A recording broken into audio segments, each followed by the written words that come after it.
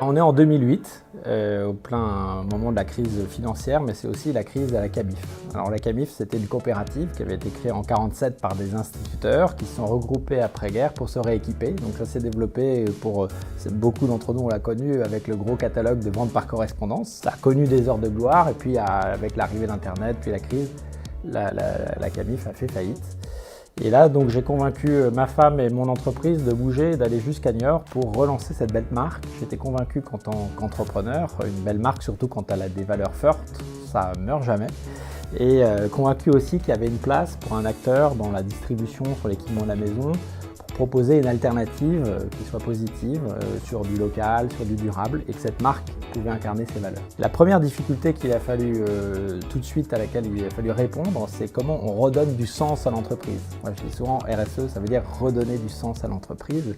Comment on remet au cœur de ce modèle un modèle d'impact positif. Parce que dans le contexte, en 2008, c'était pas simple de convaincre un territoire qui avait perdu des emplois, des fournisseurs qui avaient perdu de l'argent, de faire à nouveau confiance à cette belle marque, mais qui avait pris un peu du plomb dans l'aile. La proposition de valeur de Camif, c'est de proposer des produits et des services dans la maison qui soient au bénéfice de l'homme et de la planète, en misant sur la qualité, le local et le durable. Et quand, à l'époque, on ne parlait pas encore du Made in France, il n'y avait pas eu encore le ministre qui portait la marinière, il n'y avait pas eu le slip français, et il n'y avait pas non plus eu la crise du Covid qui remet tout de suite les pendules à l'heure en disant finalement oui, on est arrivé au bout d'un modèle et aller toujours chercher plus loin, moins cher, ça n'a plus de sens en fait.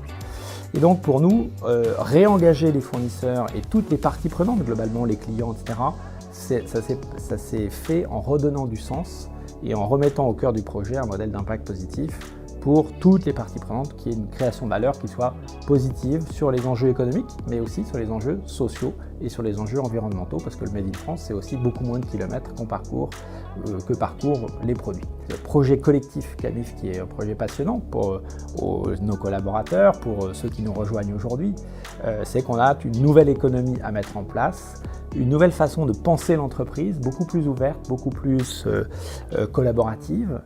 Et imaginer une nouvelle économie, ça passe très concrètement par repenser notre offre produit pour qu'elle soit moins gourmande en ressources, plus locale, que la fin de vie du produit soit pensée, qu'on intègre davantage de composants recyclables ou recyclés.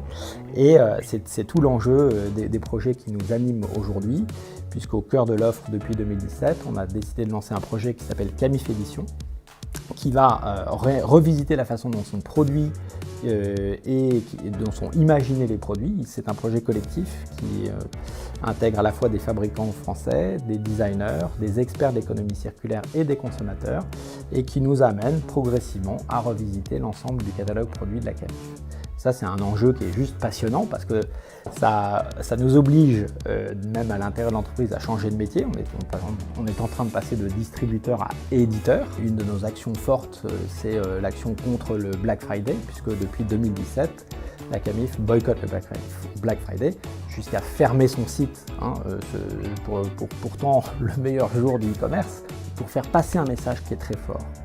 Ce message, c'est on va dans le mur si on continue à consommer sans réfléchir à l'impact de sa consommation. Il faut prendre du recul, prendre du temps et se poser des questions simples au fond. Est-ce qu'on a vraiment besoin de ce produit ?